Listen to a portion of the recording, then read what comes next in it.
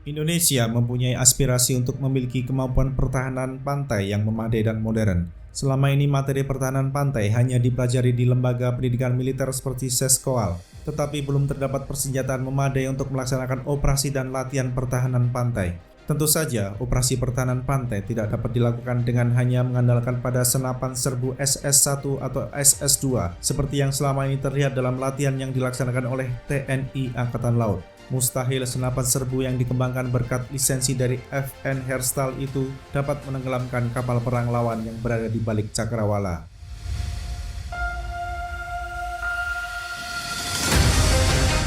Isu pertahanan pantai merupakan hal menarik untuk dibahas di Indonesia sebab Indonesia sebagai negara kepulauan memiliki pantai sepanjang 99.000 km. Tentu saja tidak mungkin Indonesia harus menggelar pertahanan pantai sepanjang 99.000 km tersebut. Skala prioritas pertahanan layak diberikan kepada kota-kota penting seperti Jakarta sebagai ibu kota negara dan Surabaya sebagai basis utama TNI Angkatan Laut.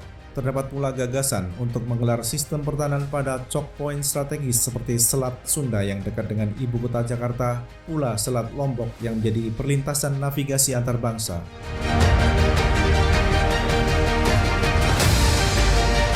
Pembangunan kemampuan pertahanan pantai telah menjadi agenda TNI Angkatan Laut dan telah diusulkan kepada Kementerian Pertahanan.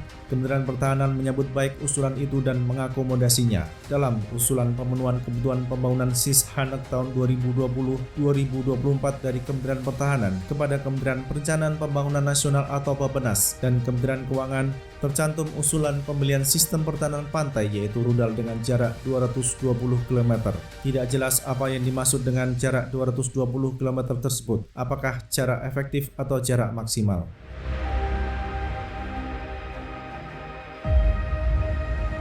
Indonesia sejak beberapa tahun silam nampaknya melirik senjata berpandu R-360 buatan Ukraina, rudal yang berhasil menenggelamkan kapal cruiser RTS Moskwa di Laut Hitam dalam invasi Rusia terhadap Ukraina ini merupakan rudal dengan kemampuan sea skimming dan jarak maksimum 300 km. Namun bagaimana kelanjutan rencana pembelian rudal dari Kiev ini menjadi tidak jelas mengingat hingga sekarang Ukraina masih terus berjuang mempertahankan diri dari invasi Rusia sejak 24 Februari 2022.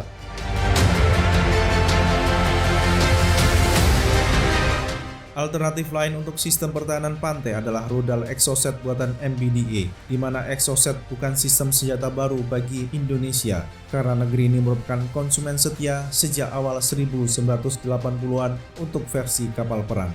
Naval Strike Missile atau NSM produk Kongsberg adalah pilihan lain yang tersedia bagi Indonesia untuk dibeli.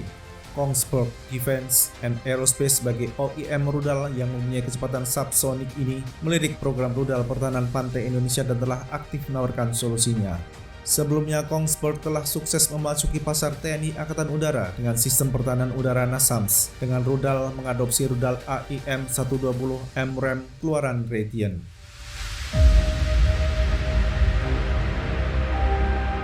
Pada 8 Maret 2022, Kementerian Perencanaan Pembangunan Nasional atau Bappenas telah menerbitkan Daftar Rencana Pinjaman Luar Negeri Jangka Menengah DRPLNJM khusus untuk Kementerian Pertahanan senilai 17,6 miliar US dollar yang berasal dari pinjaman luar negeri atau PLN dan 3,1 miliar US dollar dana pendamping atau dikenal juga sebagai rupiah murni pendamping atau RMP. Program pengadaan sistem rudal pertahanan pantai tercantum dalam DRPLNJM. Nilai PLN yang dibutuhkan untuk mengakuisisi sistem itu adalah 127,5 juta US dollar dan besarannya belum termasuk dana pendamping.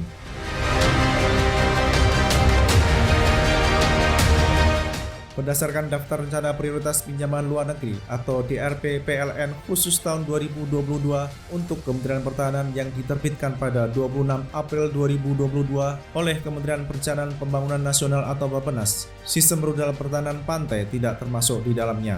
Dengan kata lain, untuk tahun ini, rencana pengadaan sistem rudal pertahanan pantai belum menjadi prioritas. Tanpa terdaftar dalam DRP PLN, program sistem rudal pertahanan pantai sulit untuk mendapatkan penetapan sumber anggaran dari Menteri Keuangan.